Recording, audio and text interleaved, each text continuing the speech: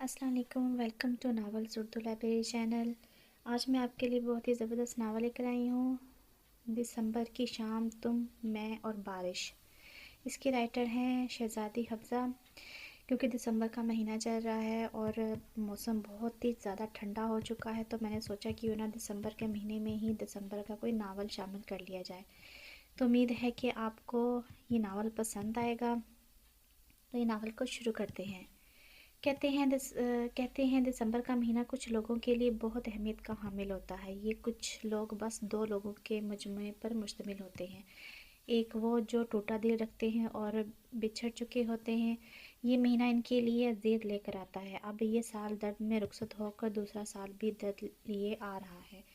دوسرے وہ جو خوشگوار دل رکھتے ہیں اور مکمل ہو چکے ہوتے ہیں۔ یہ مہینہ ان کے لیے خوبصورت یادوں کی طرح ہوتا ہے کہ اب یہ سال خوبصورت یادوں کے لیے رخصت ہو کر ایک اور سال خوبصورت بنانے کے لیے آ رہا ہے۔ دسمبر کی سنہری شام کا منظر چاروں طرف بکھرا ہوا تھا، لیکن بادل آسمان پر اپنا لشکر سجا چکے تھے۔ وہ جنگل میں گھوم رہا تھا اور اس منظر میں خود کو کھو رہا تھا۔ باپ سے منہ ماری کرنے کے بعد اسے اب یہیں تو آنا تھا، کیونکہ یہاں سے اس کے علاوہ کسی آدم ذات کا کوئی نام و نشان نہیں ہوتا تھا۔ سب کا کہنا تھا کہ جنگل میں بھوت پریت رہتے ہیں، اور اس کا کہنا تھا کہ مجھ سے بڑا کوئی بھوت نہیں ہو سکتا۔ یہ واقعی لوگوں کا وہم تھا کہ جنگل میں بھوت پریت ہیں، کیونکہ وہ یہاں بچپن سے آ جاتا تھا۔ اس کی من پسند جگہوں میں سے ایک یہ جنگل کی جگہ تھی، جہاں اس نے ایک گھر خود اپنے ہاتھوں سے تعمیر کر لیا تھا۔ وہ گھر تھا ہی کیا، چار دیواری، اندر ایک تخت، ایک بستر اور کھانے پینے کی چیزیں۔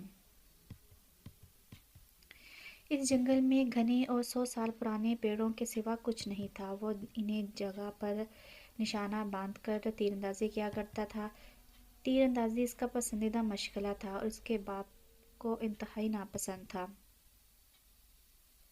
اب اگر باپ کو تیر اندازی ناپسند تھی تو اسے پسند کرنا اس پر فرض ہو گیا تھا۔ باپ سے منہ ماری بس اتنی سی بات پر ہو گئی تھی کہ اس نے ایک کاشتکار کا قرضہ معاف کر دیا تھا۔ تمہیں کیا ضرورت تھی یہ سب کرنے کی؟ حویلی پہنچتے ہی باپ برسنا شروع ہوا تھا۔ آپ کو کیا ضرورت تھی اس کے قرضے پر سود کو اتنا بڑھانے کی؟ اس نے اتنا پر زور دیا تھا۔ مجھے سمجھ نہیں آتا کہ تمہیں اپنے باپ کے نقصان سے ملتا کیا ہے۔ باپ چلا اٹھا تھا۔ مجھے سکون، بے حد سکون، اسے مسکراتے ہوئے اور اپنی ہنسی قابو کرتے ہوئے کہا تھا۔ تمہیں شرم نہیں آتی اپنے باپ کی نافرمانی کرتے ہوئے، ان کا نقصان کرتے ہوئے؟ انہوں نے اس میں اپنا رنگ دیکھنا چاہا۔ آپ کو شرم نہیں آتی انہیں غریبوں کا خون چوستے ہوئے، انہیں پریشان کرتے ہوئے؟ اس نے بھی انہی کے انداز میں کہا۔ انکل یہاں نکل جا یہاں سے بدتمیز۔ انہوں نے غصے سے اسے باہر جانے کے لیے کہا۔ تو میں کون سا رکنا چاہتا ہوں؟ آپ کا کمرہ اتنا خوبصورت نہیں ہے۔ اس نے اپنا انداز برقرار رکھا۔ دفعہ ہو یہاں سے۔ وہ پھر چلا اٹھے تھے۔ ایک بات بتا دوں آپ کو کہ یہ حویلی میری ماں کی ہے اور انہوں نے مرتے وقت میرے نام کی تھی، لہٰذا یہاں سے تو مجھے میرا باپ بھی نہیں نکال سکتا۔ اس نے آنکھ مارتے ہوئے سچی بات کہہ ڈالی، جو شروع سے ہی اس کے باپ کو زہر لگتی تھی، کہ انہوں نے شیشے کا گلاس اس کی طرف کھینچ کر مارا کہ تب تک وہ فرار ہو چکا تھا۔ باپ سے نفرت اسے 7 سال کی عمر میں ہی ہونے لگ گئی تھی، جب اس نے لوگوں کو باتیں کرتے سنا تھا کہ اس کے وقت پر ڈاکٹر نے اس کے باپ سے کہا تھا، ہم یا تو بچے کو بچا سکتے ہیں یا ماں کو، بیٹا ہے یا بیٹی؟ باپ نے مطلب کا سوال پوچھا۔ بیٹا، ڈاکٹر نے جلد جواب دیا۔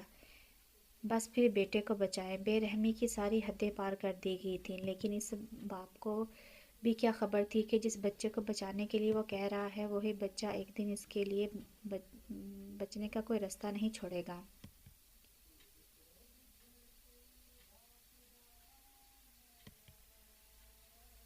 ماں زندگی بھر بیوی بن کر شوہر کی خاطر سب قربان کر کے دنیا سے رخصت تو ہو گئی، لیکن اولاد ایسا نہیں کر سکتی۔ وہ چاہتی ہے کہ اس کے ماں باپ ویسے ہی زندگی گزاریں جو خالص اور بہترین طریقہ ہے، اور جب ایسا نہیں ہو پاتا تو وہی اولاد بغاوت کرتی ہے۔ بالکل اسی طرح وہ بھی چاہتا تھا کہ اس کا باپ ظالم نہ بنے، بلکہ اپنی عوام کی مدد کرے اور عوام اس سے دوستانہ رویہ رکھے، لیکن جب ایسا نہ ہوا تو اس نے مخالف پارٹی بنائی اور بغاوت کی آگ کو شعلوں میں بھڑکایا۔ پارٹی کا سربراہ ہونے کے باوجود وہ اکیلا شان و شوکت سے گھومتا پھرتا تھا۔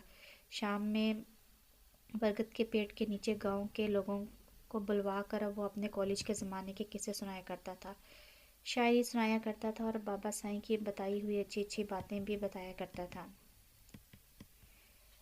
سب اس سے بے حد متاثر تھے اور اس بات کے 100% چانسز تھے کہ اب امتحانات میں جیت اسی کی ہوگی اور گاؤں میں حکومت اس کی آئے گی، اور اس بات کے سب ہی گواہ ہیں کہ اس کا نام صہیب خاور ہمدانی تھا، لیکن سب اسے صہیب ہمدانی کے نام سے جانتے تھے۔ صہیب خاور ہمدانی نام لوگوں کے لیے ایک نیا نام تھا۔ جب جب اس کا نام صہیب خاور ہمدانی لکھا جاتا تو سرے سے خاور کا نام مٹا دیتا، جب جب اس کا نام صہیب خاور ہمدانی لیا جاتا تو وہ بالکل انجان بن جاتا، جیسے یہ اس کا نام نہیں ہے۔ اس کا معنی تھا کہ اس کے نام کے بیچ خاور آنے سے اس کا نام کڑوا اور بدمزہ ہو جاتا ہے، اور اس لیے اس کی ڈگری پر بھی صہیب ہمدانی ہی لکھا تھا۔ جن لوگوں نے اس کی ماں کو دیکھا اور پرکھا تھا، ان کا کہنا تھا کہ الحمدللہ اسے اپنی ماں کے پیٹ سے ورثے میں ملی ہے، اور باقی اس کے اندر جتنی اچھائیاں ہیں وہ حویلی کے پیچھے بنے ہجرے میں رہنے والے بابا سائیں کی وجہ سے ہیں۔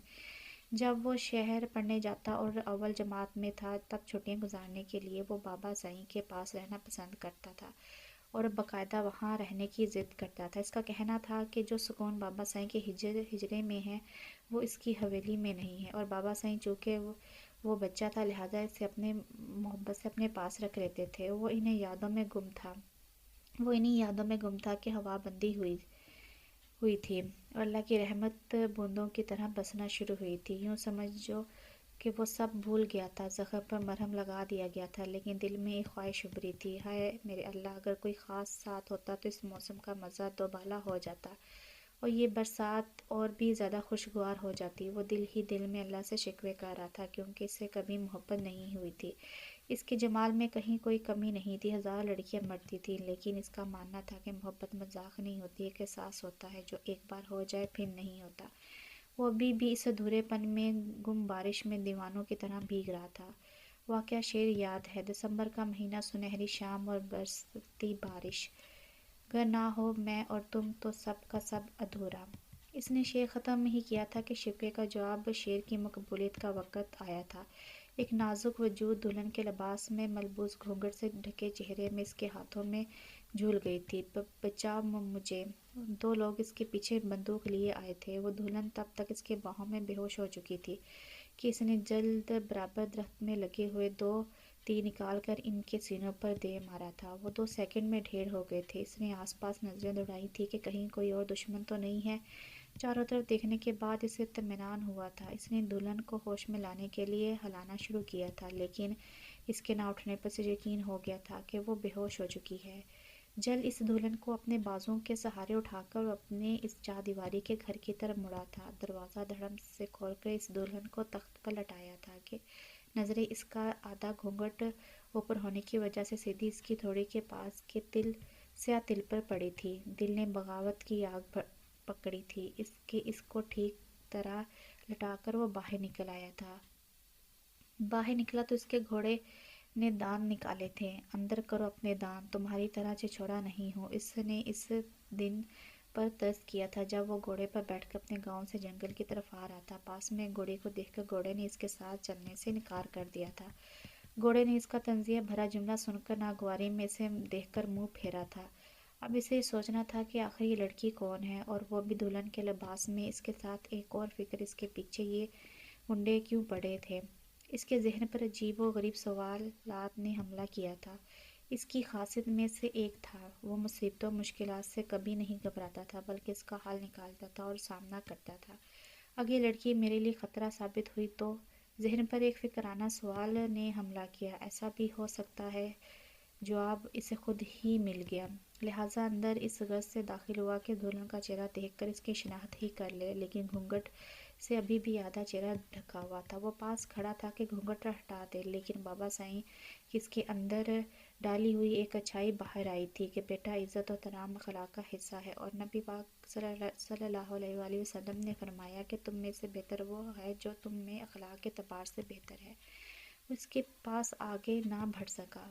بس جانچتی نظروں سے اس کا جائزہ لے کر اپنے ذہن پر حملہ کرنے والے سوالات کے جوابات تلاش کرنے لگا، لیکن جوابات کے لیے اس لڑکی کا ہوش میں آنا ضروری تھا۔ وہ اس پر پانی کا چھڑکاؤ کر چکا تھا، لیکن وہ ابھی بھی ہوش سے بیگانی تھی، کیونکہ وہ چھڑکاؤ اس کے چہرے پر ٹھیک طرح سے نہیں ہوا تھا، کیونکہ آدھا چہرہ اس کے گھونگھٹ سے ڈھکا ہوا تھا، لیکن جو آدھا چہرہ نظروں کے سامنے تھا وہ غضب کا تھا۔ باریک ہونٹ جو کشش میں قید تھے اور تھوڑی بس سیاہ تل جو ہر کسی کو اپنی طرف مائل کرنے کے لیے کافی تھا۔ وہ الٹے پیر واپس باہر نکلا تھا، لیکن وہ اس وقت ان چار دیواری سے دور نہیں جا سکتا تھا، کیونکہ ممکن تھا کہ وہ لوگ جو اس دلہن کے پیچھے پڑے تھے اس پر حملہ کرنے کے لیے موجود ہوتے، اور اس وقت انسانیت کی خاطر اس دلہن کی حفاظت اس کے لیے ضروری تھی۔ اس کی انگلیوں نے حرکت شروع کی تھی، اس کی آنکھیں کھلنی شروع ہوئی تھی۔ وہ اٹھ کر بیٹھی تھی اور جلد اپنے چہرے پر سے گھونگھٹ ہٹایا تھا۔ یہ میں کہاں ہوں؟ اس چار دیواری میں خود کو تخت پر پا کر وہ سہم گئی تھی۔ کہیں میں ان لوگوں کے ہاتھ تو نہیں لگی؟ ڈر کا سامنا ہوا اور وہ گھبرانے لگی۔ نہیں، ایسا نہیں ہو سکتا۔ اس نے خود کو تسلی دینے کی کوشش کی۔ مجھے کچھ یاد کیوں نہیں آ رہا؟ میں کیسے یہاں تک پہنچی؟ اس نے اپنا سر پکڑ کر ذہن پر زور دیا۔ میں بھاگتے بھاگتے جنگل پہنچ گئی تھی۔ ہلکی ہلکی چھلکیاں اس کے نظروں کے سامنے آنا شروع ہوئیں۔ وہ لڑکا، میں نے اس سے مدد مانگی تھی۔ اچانک اسے یاد آیا، لیکن پھر میں یہاں کیسے؟ اسی سوال نے پھر سے ڈر پیدا کیا۔ ایک تو اس چار دیواری سے خوف آ رہا تھا، اوپر سے وہ لڑکا کہیں نظر نہ آنے کا خوف بھی لاحق ہو گیا تھا، جس سے اس نے مدد مانگی تھی۔ بارش تھم چکی تھی کہ اتنے میں دروازہ کھلا تھا اور اندر اس غرض سے آیا تھا کہ جان سکے کہ وہ دلہن ہوش میں آئی کہ نہیں، کہ دونوں کی نظریں ملی تھی اور دونوں پر کچھ دیر سکتہ چھایا تھا کہ اگلے ہی لمحے دونوں کے ہونٹوں نے ساتھ حرکت کی تھی۔ صہیب تم، سمیحہ تم۔ دونوں شدید حیران ہوئے تھے۔ وہ دونوں ایک دوسرے کو دیکھ کر حیران ہوئے تھے۔ صہیب پلیز مجھے بچا لو۔ وہ جلدی اس کے قریب آ کھڑی ہوئی تھی اور اس کے ہاتھ پکڑے تھے۔ وہ اس وقت بہت ڈری ہوئی تھی۔ الفاظ حلق سے بامشکل ادا ہو رہے تھے۔ ریلیکس، کیا ہو گیا ہے سمیحہ؟ اس نے اس کا ڈر دور کرنے کی کوشش کی۔ وہ لوگ مجھے اپنے ساتھ لے جائیں گے، پلیز مجھے بچا لو۔ اس نے اپنے نازک ہاتھ کی گرفت اس کے ہاتھ پر مضبوط کری۔ سمیحہ، یہاں کوئی نہیں ہے، کوئی نہیں لے کر جائے گا تمہیں۔ اس نے اپنے ہاتھ اس کی گرفت سے آزاد کروائے، اس کے کندھے پر رکھے۔ صہیب، میں تمہیں بتا رہی ہوں، وہ لوگ لے جائیں گے مجھے۔ اس نے اٹکتے ہوئے الفاظ میں دوبارہ ڈر کو حاوی کیا۔ چلو بیٹھو یہاں۔ وہ اسے واپس اسی تخت پر لے آیا۔ پلیز تم دروازہ بند کر آؤ۔ اس نے ڈر کر ہاتھ کے اشارے سے دروازہ بند کرنے کے لیے کہا۔ اچھا ٹھیک ہے۔ اس نے اٹھ کر دروازہ بند کیا۔ اس وقت وہ اس کے ڈر کو مزید حاوی نہیں ہونے دے سکتا تھا۔ ممکن تھا کہ اس پر کسی مرض کا حملہ ہو جائے۔ کر دیا میں نے دروازہ بند، کوئی نہیں ہے اب یہاں۔ اس نے ایک اور بار اس کا ڈر دور کرنے کی کوشش کی۔ اس نے ڈرتے ہوئے انداز میں اپنے سیدھے ہاتھ کا ناخن اپنے منہ میں لیا۔ اب بتاؤ، کون تھے وہ لوگ جو تمہارے پیچھے پڑے ہوئے تھے؟ اس نے گھٹنوں کے بل اس کے پاس بیٹھتے ہوئے دھیمے لہجے سے پوچھا۔ تھے نہیں ہیں، وہ جو میرے پیچھے تھے وہ اس کے بندے تھے۔ اس نے ڈرے ہوئے لہجے میں صہیب کے سامنے پھیلی رکھی۔ وہ اٹھ کر پاس رکھی ہوئی سراہی کی طرف بڑھا اور پانی نکالا۔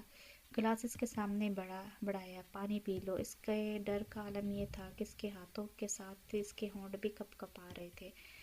اس نے پانی پی کر گلاس تخت پر ہی رکھ دیا۔ سمیحہ، جو لوگ تمہارے پیچھے تھے ان کو میں موت کے گھاٹ اتار چکا ہوں، لہذا جس کے یہ بندے تھے اس کو یہ خبر کوئی نہیں پہنچا سکتا کہ تم کہاں ہو۔ اس کے الفاظ اسے اندر تک سکون پہنچا گئے تھے۔ تم سچ کہہ رہے ہو نا؟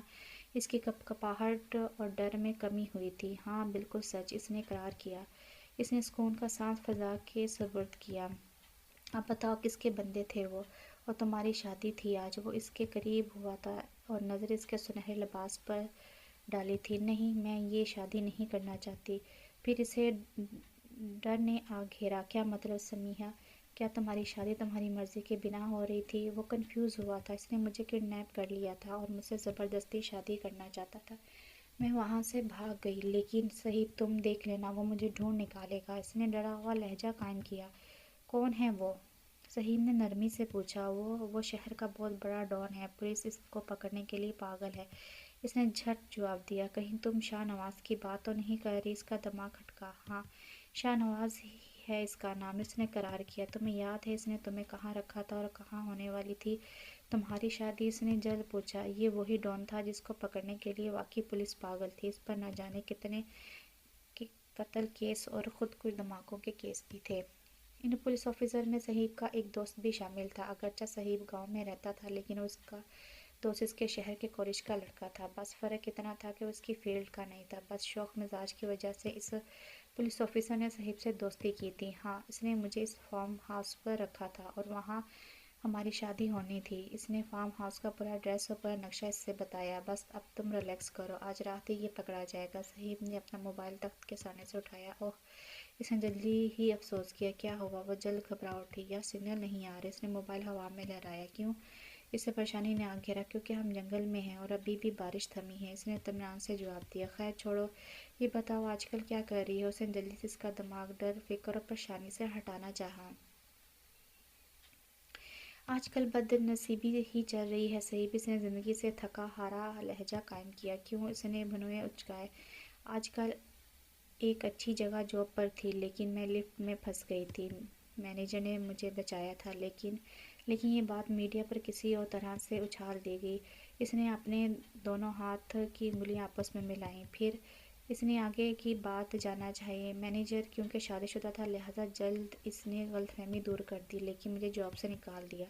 اس نے آگے کی بات بتا ڈالی۔ پھر تمہیں دوسری جاب ملی؟ اس نے پھر آگے کی بات جاننی چاہی۔ اس سے پہلے کہ میں دوسری جاب ڈھونڈتی ایک اور بد نصیبی میرے انتظار میں تھی۔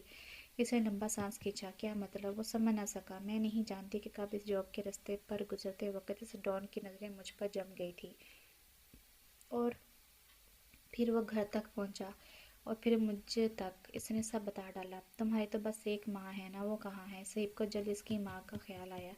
جب میں گھر پر تھی تو اور وہ ڈان مجھے اپنے ساتھ لے جانے آیا تھا تب مما میرے ساتھ ہی تھی لیکن وہ انہیں زخمی کر گیا تھا اور مجھے یقین ہے کہ وہ اب میری ماں کے پاس ضرور جائے گا مجھے ڈھونڈنے۔ اسے اب ایک اور فکر ستانے لگی۔ اس کا مطلب ہے کہ مجھے جلد سے جلد ماخد کو انفارم کر دینا چاہیے۔ لیکن کیا کروں؟ اس سے سگنل کیسے؟ نظریں اپنے موبائل پر گاڑی۔ سوری، چھینک آتے ہی اس نے معذرت چاہی۔ میں تو ٹھیک سے بھیگی بھی نہیں ہوں، اس کے باوجود زکام۔ اس نے نظریں اس کے گیلے لباس پر ڈالی۔ اچھا خاصا تو وہ بھیگا تھا مگر اسے کچھ نہیں ہوا تھا۔ چلو ایک کام کرتے ہیں، جنگل کے پیچھے آبادی ہے، میں اکثر وہاں آتا جاتا رہتا ہوں۔ وہ میرے گاؤں کا حصہ نہیں ہے مگر وہاں سب مجھے جانتے ہیں کیونکہ جب میں یہاں اس جنگل میں سردی بڑھ جاتی ہے تو میں وہاں رات گزارنے چلا جاتا ہوں اور وہاں ہم محفوظ بھی رہیں گے۔ اس نے آگے چلتے ہوئے دروازہ کھولا جو سمیحہ کے کہنے پر بند کر دیا تھا۔ وہ اس کے پیچھے دبے پاؤں چلتی ہوئی آئی تھی۔ تب تک اس نے اپنا گھوڑا تیار کر رکھا تھا۔ نہیں، تمہیں کب سے گھوڑے پسند آنے لگے؟ اس نے حیران کو سوال کیا۔ ارے یار، میرے ابا حضور نے اس پر جس رات سختی کی اس کی اگلی صبح میں نے اسے آزاد کر کے اپنے پاس رکھ لیا۔ کہکا لگانے کے بعد اس نے تفصیل سے بتایا۔ صہیب، تمہارا رویہ ابھی بھی تمہارے پاپا کے ساتھ اچھا نہیں ہے، اس نے خفا ہونے جانے والی انداز میں کہا۔ رویہ ان کا اچھا نہیں ہے؟ اس نے ناک منہ چڑھایا۔ تم ابھی بھی ویسے ہی ہو صہیب۔ اس نے اپنا سر پیٹنا چاہا۔ معصوم سا، کیوٹ سا، پیارا سا ہے نا؟ اس نے شرماتے ہوئے خود ہی اپنی تعریف کی۔ اس کے گھوڑے نے اسے ناگوار نظروں سے دیکھ کر منہ پھیرا۔ ویسے گھوڑا تو تمہارا کافی خوبصورت ہے۔ اس نے اپنا ہاتھ اس گھوڑے پر پھیرا۔ اس گھوڑے نے خوش ہو کر اپنے دانت نکالے اور ہنہنایا۔ ہاں یہ تو ہے، وہ بھی اس گھوڑے کو پسند کرتا تھا مگر نہ جانے کیوں وہ گھوڑا اسے پسند نہیں کرتا تھا۔ کیا نام ہے اس کا؟ اس نے اپنی میٹھی آواز کا تیر صہیب اور اس گھوڑے دونوں پر چلایا۔ اس کا نام تو میں نے ابھی تک نہیں رکھا۔ اس نے سر کھجایا۔ لیکن ہاں، جب اسے سے کوئی کام نکلوانا ہوتا ہے تو میں اسے پیار سے کہہ کر بلاتا ہوں۔ اسے مسکراتے ہوئے مکھن لگانے کا طریقہ بتایا کہ گھوڑے نے ایک اور بار اسے ناگوار نظروں سے دیکھ کر منہ پھیرا۔ کیا تمہیں یہ نام پسند نہیں؟ اس نے گھوڑے پر ہاتھ پھیرا اور گھوڑے نے نفی میں سر ہلایا۔ تو پھر تمہارا نام وہ سوچنے لگی کہ اپنے بچوں کے نام رکھنے ہیں جو اتنا سوچ رہی ہے۔ اس نے اپنی شوخ طبیعت کا استعمال کیا۔ اس کی یہ بات بھی گھوڑے کو ناگوار گزری۔ اس نے ہنکراتے ہوئے اپنے آگے کے دونوں پیر اٹھائے جیسے اسے وارننگ دے دی ہو کہ اب وہ اپنی زبان بند رکھے ورنہ گھوڑے کی ٹانگیں ہوں گی اور اس کا سینہ۔ تمہارا نام حسن دل ہوگا آج سے۔ اس نے محبت سے اس کے سر پر ہاتھ پھیرا۔ اس نے بھی ہنہنایا کر اس کے دیے ہوئے نام کو قبول کیا۔ حسن دل۔ اس نے زندگی سے بھرپور کہکا لگایا کہ اب گھوڑے نے کوئی وارننگ نہیں دی بلکہ سیدھا اس کے سینے پر وار کیا۔ وہ گرتے گرتے بچا کہ سمیحہ بھی زندگی سے بھرپور کہکا لگائے۔ اس کی حالت پر اس کا کہکا دونوں کے ہی دل چھو گیا تھا۔ واہ، یہ صحیح ہے، میں تمہیں اپنے ظالم باپ سے بچا کر لاؤں اور تم مجھے ہی پیٹ ڈالو۔ اس نے غصے سے گھوڑے پر رعب جمانے کی کوشش کی، لیکن گھوڑے پر اس کا کوئی اثر نہیں ہوا۔ اس نے منہ پھیر لیا، اور میں تمہیں خطرناک گنڈوں سے بچاؤں اور تم میری حالت پر ہنسو۔ وہ اب غصے سے سمیحہ سے مخاطب ہوا۔ اچھا سوری، اس نے کان پکڑے۔ اس کا اندازہ ابھی بھی ویسا ہی تھا جو ہر کسی کو پاگل کر دے۔ اب چلو۔ تینوں نے ساتھ چلنا شروع کیا۔ تیز ہوا کے جھونکے ان سب کے وجود سے آر پار ہو رہے تھے۔ گہری خاموشی کے بیچ صرف سنسناتی ہوا کی آواز تھی۔ صحیح، تم کیا کر رہے ہو آج کل؟ سننے میں آیا ہے کہ تم نے کالج کے بعد سے اپنے گاؤں میں اپنی حکومت سنبھال لی تھی۔ اس نے خاموشی توڑی۔ صحیح، سمیہ دونوں ساتھ کالج میں پڑھتے تھے، دونوں میں کافی اچھی انڈرسٹینڈنگ تھی، یا یوں سمجھ لے کہ دوستی بھی تھی۔ کالج ختم ہونے کے بعد صحیح کے باپ خاور نے اس کی پڑھائی چھڑوا دی تھی۔ چونکہ انہوں نے پڑھائی چھڑوانی تھی، لہٰذا پڑھنا اس پر فرض ہو گیا تھا۔ اس نے پرائیویٹ میں پڑھ کر اپنی تعلیم جاری رکھی۔ ہاں، وہی سنبھال رہا ہوں۔ وہ مسکرا اٹھا۔ کیا بتاتا اسے؟ حکومت سنبھالنے کے چکر میں ہی تو وہ ایک کاشتکار کا قرضہ معاف کر کے دعا لی تھی، لیکن پھر باپ سے منہ ماری ہو گئی اور موڈ خراب ہو گیا تھا، تب بھی وہ یہاں تھا۔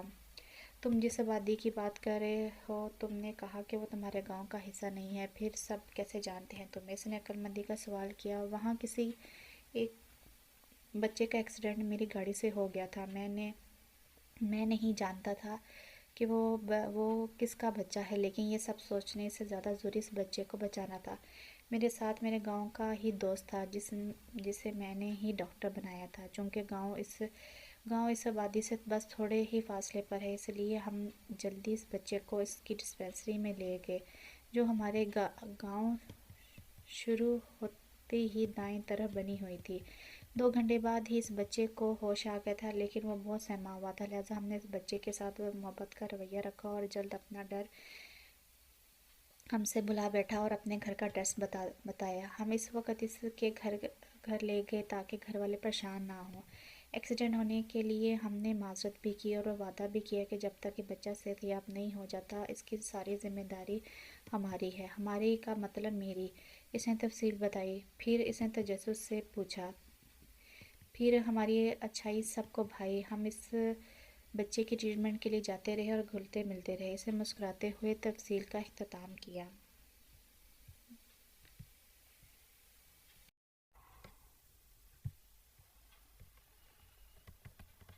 ابھی وہ جنگل سے نکل ہی رہے تھے کہ بائیں طرف پیڑ کے پیچھے بڑے پتوں پر کسی کے چلنے کی آواز آئی۔ اس نے ڈر کر صاحب کا بازو دبوچ لیا۔ چلتی رہو بس۔ اس کی رفتار مدھم ہونے پر اس نے تنبیہ کی۔ خیر، اب انہوں نے آبادی میں قدم رکھ دیا تھا، کسی نے ان پر کوئی حملہ نہیں کیا تھا۔ ایک عالیشان گھر کے پاس وہ رکے تھے۔ صحیح نے آگے بڑھ کر دروازہ کھٹکھٹایا تھا۔ کون؟ اندر سے آواز آئی۔ میں صحیح ہوں خالہ۔ آواز پہنچاتے ہی اس نے جواب دیا کہ دروازہ کھول دیا گیا۔ السلام علیکم خالہ۔ وہ خوش اخلاقی سے ملا۔ وعلیکم السلام بیٹا۔ انہوں نے بھی خوش اخلاقی سے اس کے سر پر ہاتھ پھیرا۔ میری بہو لے آئے ہو؟ سمیہ پر نظر ڈالتے ہی انہوں نے خوشی سے پوچھا، جو دلہن کے لباس میں تھی اور ہاتھوں میں بھر بھر کے چوڑیاں پہنی ہوئی تھی۔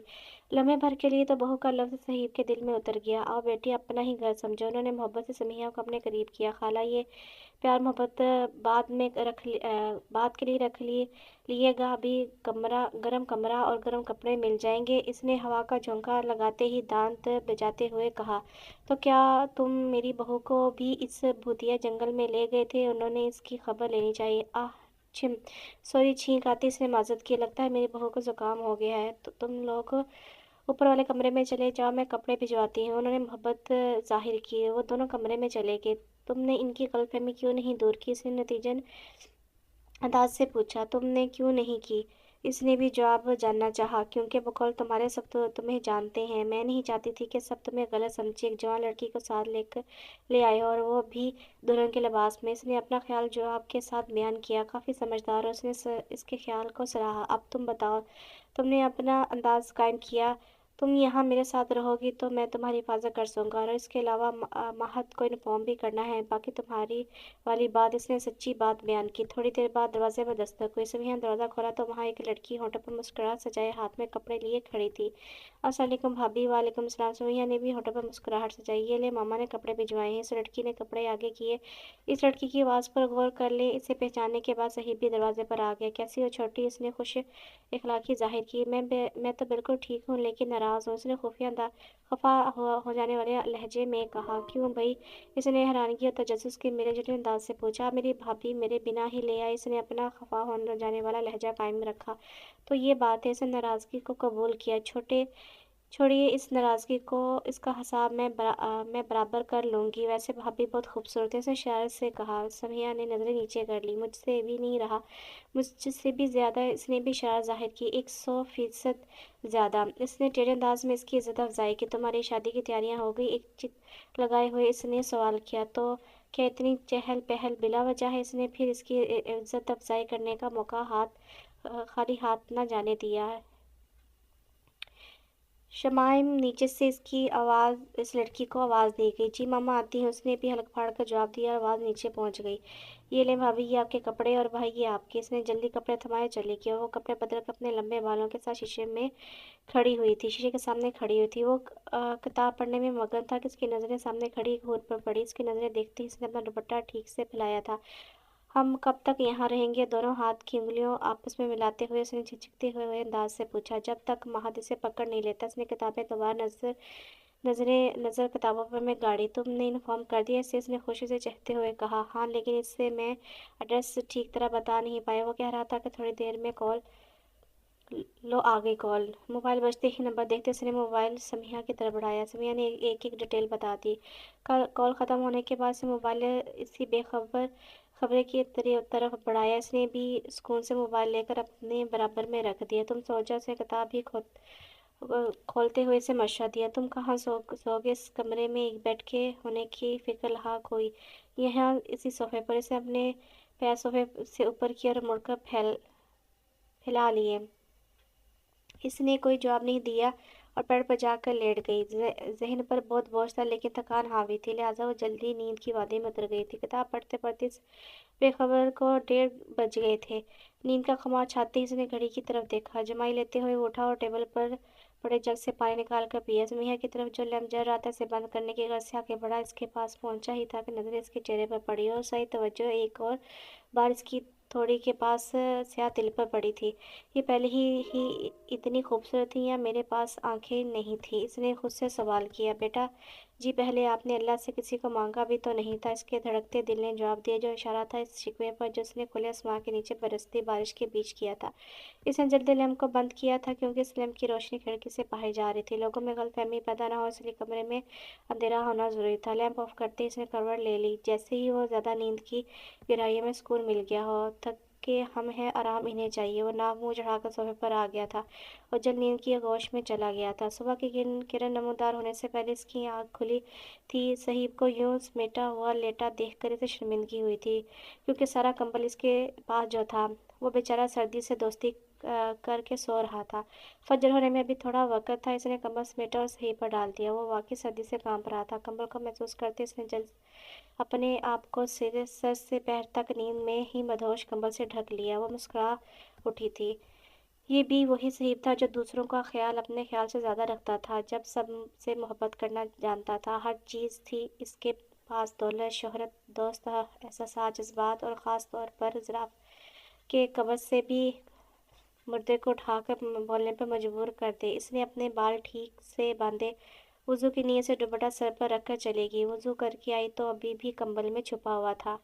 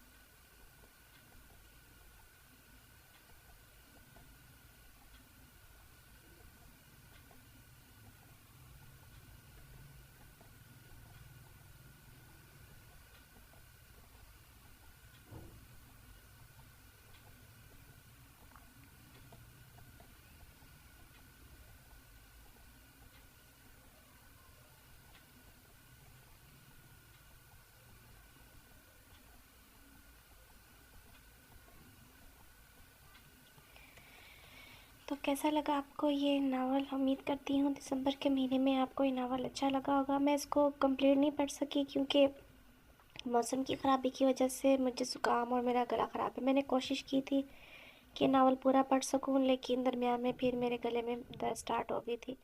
इस वजह से मैं इसको पूरा नहीं पढ़ सकी। उम्मीद है कि आप इसको पूरा पढ़ेंगे और इसको लाइक करेंगे, और जिन्होंने मेरा चैनल सब्सक्राइब नहीं किया वो काइंडली उसको सब्सक्राइब करें। मेरी वीडियो को कंप्लीट देखिएगा और नावल को कंप्लीट पढ़िएगा, और इसको शेयर करना लाजमी मत भूलिएगा। अगले नावल तक इंशाल्लाह बहुत जल्द हाजिर होती हूँ। तब तक के लिए इजाज़त दें। अल्लाह हाफ़िज़।